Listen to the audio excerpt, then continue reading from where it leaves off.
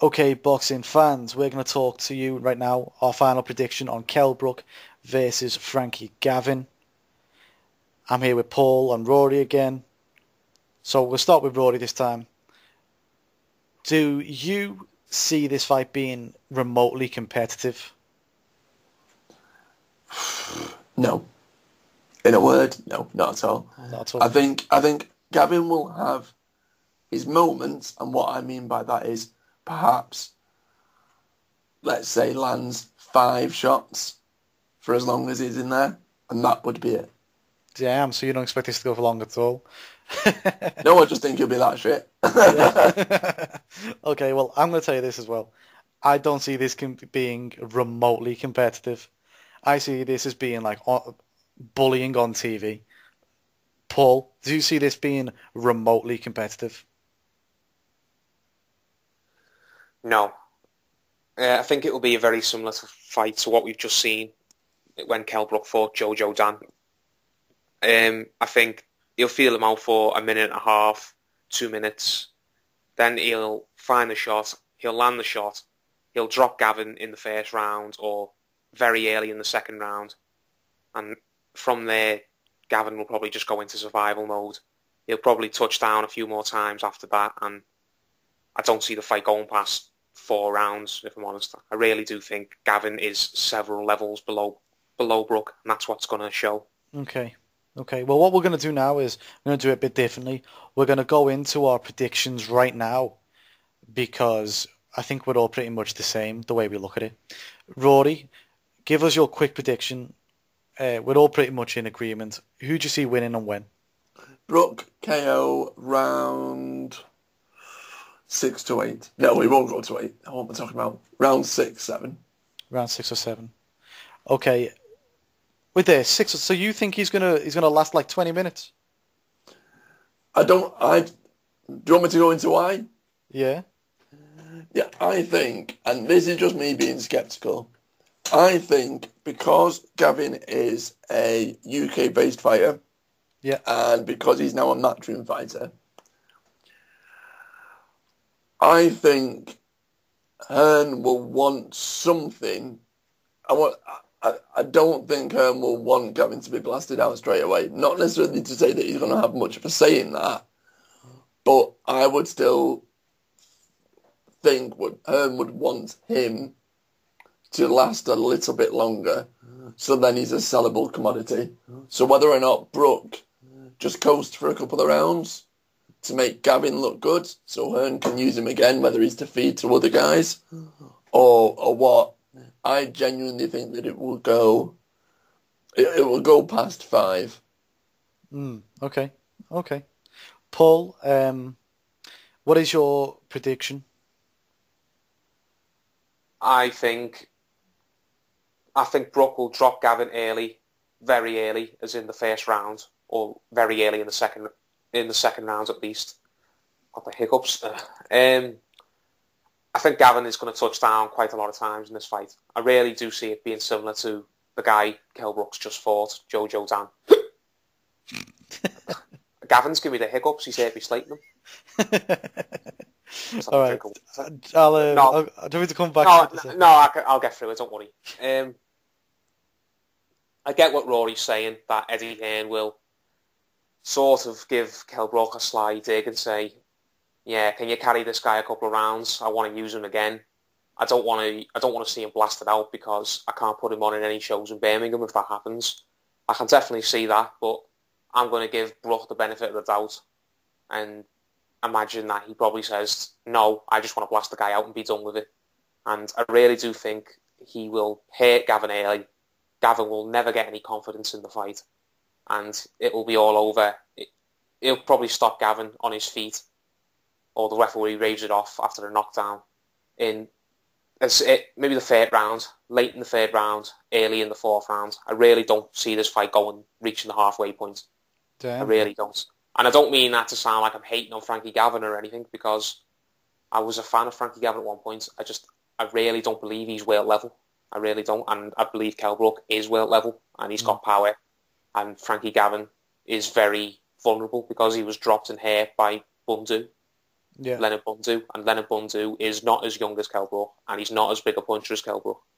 That's right. I mean, let's be honest, Gavin shouldn't have even been having this fight. Do you know what I mean? Like, he doesn't deserve this fight.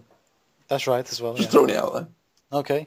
So, I mean, my prediction is obviously Brook winning by knockout, and I think it's going to be curtains by round 5, the latest round 5. I mean, the only thing that Gavin can do, and that's what I think he'll do in, like, I think maybe round 2, he'll get clocked hard, and he'll get on his bike. That is the only way I can see him surviving rounds.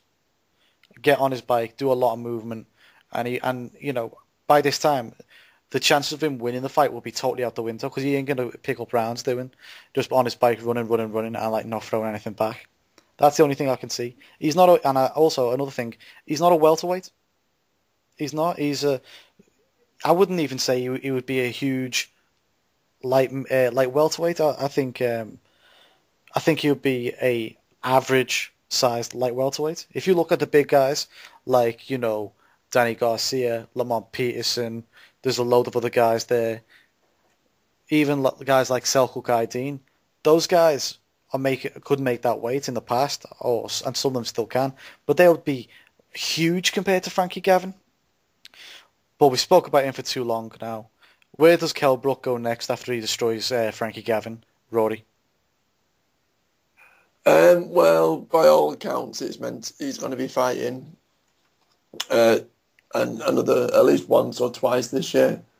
Muted at September to be a big, a big marked step up. Apparently, a big defence.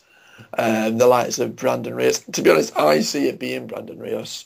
In the interviews I've seen where people have obviously asked Eddie Hearn, and the interviewer or whoever it is, they're asking Eddie about Brook's next steps, etc., etc. Whenever they slate Rios, he's very quick to defend him and go, no, it's a great fight, it's a great fight. So I wouldn't be surprised if it was Brandon Rios. If it's September, then it's too late for, say, the likes of Bramall Lane or anything like that. But another reasonably sized venue for Brook. Whether or not it's the Motorpoint Arena in Sheffield, I don't know. I think he's probably outgrown it, but someone like Rios in September, I reckon. Okay. Paul, what about you? What are your thoughts for Brook's next opponent? Yeah, Brandon Rios looks set in stone, doesn't he? Mm-hmm. Because Bob Arum's been talking about the fight, and I think Top Rank are ready to cash out on Rios now because he's not really got anywhere else to go. Yeah. But for whatever reason, it turns out that they can't get Rios. I don't know. Let's imagine he gets injured or he loses a fight in the meantime. For whatever reason, I think the backup option is probably Paulie Malignaggi, which is another poor option as well, to be honest, because Malignaggi's in the same boat. He's got nowhere to go. He's been blasted out. He's just coming for one last opportunity if he does come. So that's right, yeah. Brandon Rios or Malignaggi, again, they're names, but that doesn't mean they're anything to shout about, really. Do you think there's any chance of Berto? Well, I'll get onto that in a second. Yeah, are you done, Paul? Yeah, I'm done. It'll be Brandon Rios, but failing that, it would be Malignaggi. And to be honest, I wouldn't be overly impressed with either one of those.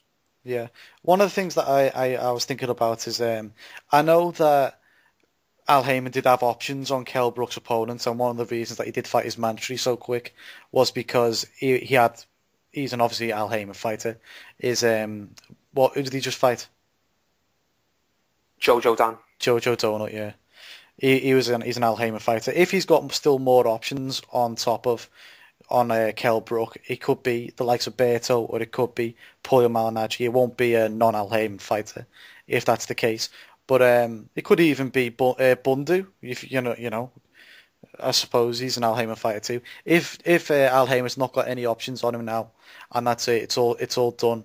Kell Brook's on his own with Matchroom, and they can run off into the sunset with Al Haymon's title, the one that he took from Sean Porter. Then we might very well indeed see the Rios fight, but it depends on what's going on in the backstage, really. I reckon for his next opponent. Thoughts on that, guys? I think it makes a lot of sense what you've just said. Really, it all depends on the contract stipulations and stuff like that they have to agree to. exactly. They're not going to get Amir Khan anytime soon. If they get him, it's only going to be next year at Wembley. They're not going to fight Thurman because Thurman will never be sent over to England for the fight. And That's right. you could say the same about a bunch of other welterweights who Heyman has signed, really. I know. One other thing go on, dude. No, I was just going to say, if Kell Brook ever does fight a Heyman fighter again anytime soon, it will be Berto, as you say, because he's got plans for everyone else. Broner and Porter are fighting each other. Thurman's obviously got that WBA bullshit title, whatever it is. And basically, that's it. Everyone else seems to be a bit tied up at the minute. What was you going to say, Raw? I was going to say, do you know when Estrada, I'm trying to think who Estrada fought, and One Man, One Markers came over, and there was quite a lot of talk about perhaps One Man fighting Brook. Do you think that's a possibility, or do you think that's just gone by the wayside now? I wouldn't be. I don't think so. It's a very, very much a long shot, in my opinion. Yeah, I think. I definitely see him being like 4th or 5th on the list, but I think they'd love Marquez if they could get him. I think he'd be first choice if it was possible. But I think he's probably just going to retire now. Hasn't he just had surgery on his knee? Yeah. Yeah, he's how old is he now? 41, 42. There's no reason for Marquez to come over to England and fight Brook. Not unless he fancies one last hurrah, but I don't think he needs it, the career he's had. That's right. Well, let me just start. Do you want to go on? No, I was just going to throw in for a joke. I say the only other opponent we've not mentioned would be Maidana, but he's sat in Argentina stuffing his face, isn't he? So it's not going to be him either. Not likely. Well, I'm trying to get this done before 12 minutes because there's a good chance that the fight could be over inside 3 rounds. So we're going to quickly call it here. What do you think, guys? But I think it's going to be a shit fight. But,